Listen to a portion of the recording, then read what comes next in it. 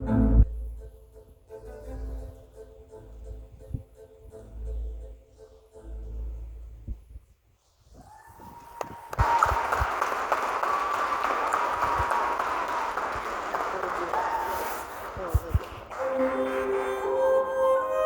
insignifiante petite boîte, ou plutôt une jarre dissimulée dans le cellier d'Épiméthée, le frère de Prométhée. Or, il se trouve que cette jarre est remplie de désastres, de maladies et de chagrins. Ces malheurs étaient bien enfermés dans la jarre et ne se répandaient pas parmi les mortels.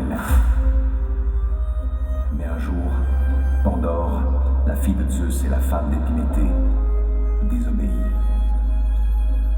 Pandore voit la jarre et, curieuse de savoir ce qu'il y a dedans, ouvre le couvercle. Les calamités s'échappent à l'instant. Désormais, par la faute de Pandore, la terre est couverte de malheur.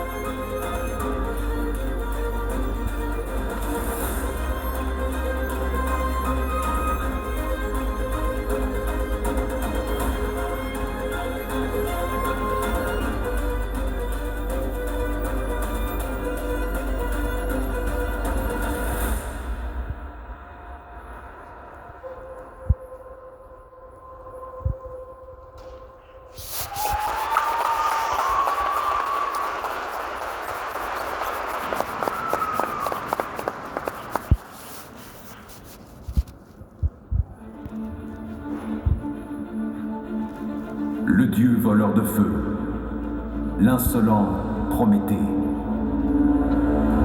Il est celui qui sait, celui qui a la connaissance des choses avant qu'elles n'aient lieu. Prométhée vola un peu du feu du ciel dans l'atelier du dieu Héphaïstos, le dieu forgeron de l'Olympe.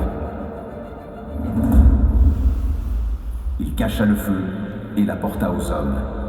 Désormais, l'humanité ne dépend plus du bon vouloir de Zeus pour disposer du feu, de la connaissance et de la capacité de transformer toute chose.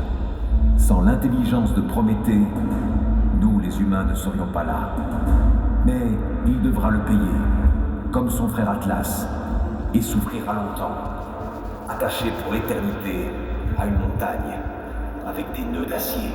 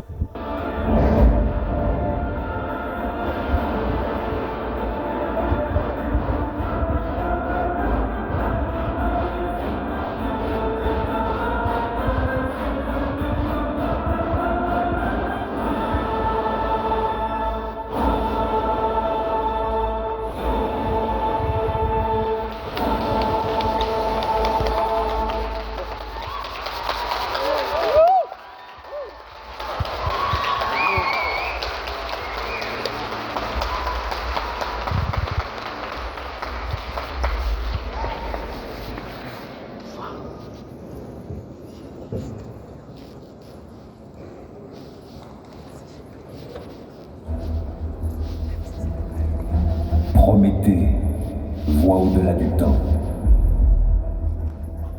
Il est porteur du secret qui pourrait faire trembler l'Olympe.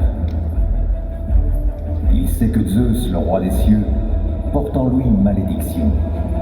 Comme Cronos avant lui, il peut être renversé, détrôné par son propre fils. Ce fils qui naîtrait de la nymphe Thétis, si le roi des dieux cédait à son désir. Zeus l'ignore, mais Prométhée sait.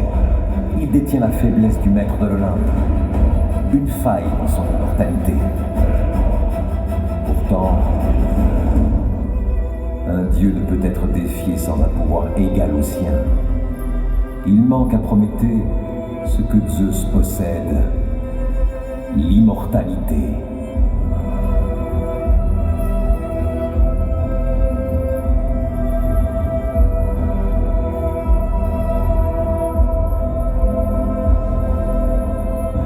C'est une bête mi-homme, mi-cheval, qui lui en fera cadeau. Le centaure Chiron. Contrairement à ses frères sauvages, Chiron n'était ni esclave de ses instincts, ni enchaîné à la violence.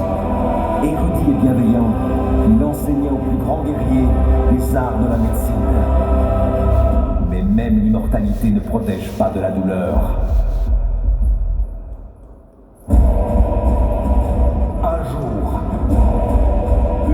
Empoisonné le frappa, une blessure que même son savoir ne pouvait guérir. Ainsi condamné à une souffrance sans fin, il fit le choix ultime, céder son immortalité au titan Prométhée. Le feu danse autour de lui, témoin de son dernier acte.